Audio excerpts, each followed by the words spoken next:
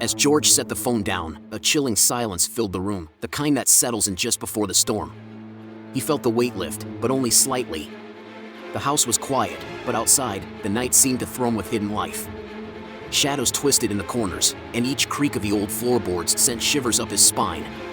Linda, watching him from the kitchen, seemed ready to break the silence, but something in George's face stopped her. "He's gone, right?" "They got him," she murmured, trying to assure herself as much as him. George nodded, forcing a weak smile, but his eyes darted towards the front door as if expecting it to burst open at any moment. The days passed quietly. George's routine seemed almost normal.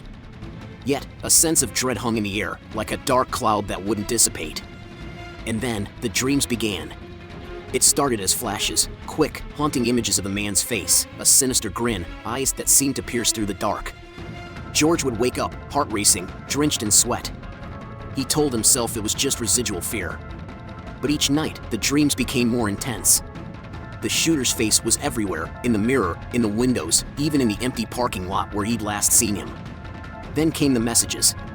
The first was scrawled on his windshield one morning, "Not over." George's blood ran cold as he traced the words with trembling fingers. The handwriting was jagged, almost manic. He called the police, but they found no fingerprints, no evidence. Just a chilling reminder that he was being watched. Days turned into weeks, and the messages kept coming. Sometimes on his car, sometimes in places only he would notice. "Remember me? See you soon." George's blood pressure soared, his nerves frayed. He became paranoid, looking over his shoulder, jumping at shadows. Linda tried to comfort him, but she too had begun to feel the oppressive weight of fear. One evening, George received a call from Detective Sumner.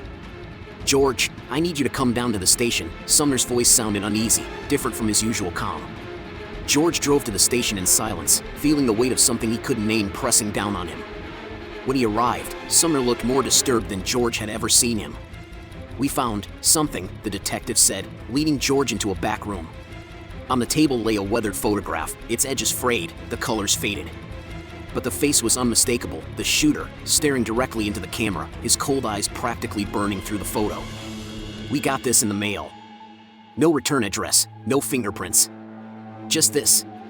Sumner's voice dropped to a whisper. "The thing is, we've confirmed that the man in this photo has been dead for over 30 years.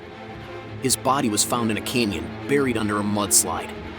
George's heart stopped. 30 years. Impossible. But then, who was the man I saw? Who did I? Before he could finish, the lights flickered, casting the room in brief moments of darkness. In that instant, George thought he saw him, the shooter, standing just outside the door, his sinister smile frozen in a cruel expression. The lights stabilized, but the fear remained.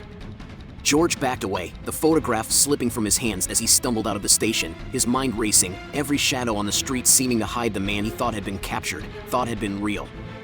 Or was he something else? That night, George sat in his living room, the darkness pressing in around him. He could feel the shooter's gaze, a cold, unrelenting stare, as if it reached out from the past, haunting him in ways he could never escape. From then on, whenever George looked into the night, he swore he saw the man's face just beyond the window, waiting, watching. For him, there would be no escape. Not from something that was never truly alive.